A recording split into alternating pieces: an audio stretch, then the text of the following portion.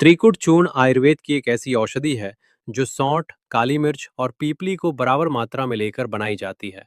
ये चूर्ण या तो घर पर बनाया जाता है या फिर किसी भी कंपनी द्वारा बनाया हुआ चूर्ण भी लिया जा सकता है। ये औषधि जुकाम और छींकों में आराम देती है, इम्यूनिटी को स्ट्रांग करती है, गले में दर्द और जमे हुए कफ को ठीक करती है, बंद नाक को खोलती है, पाचन तंत्र को ठीक करती है, भूख को बढ़ाती है, पेट में गैस नहीं बनने देती। ये चूर्ण सभी प्रकार के कफ और पेट से संबंधित रोगों को ठीक करता है।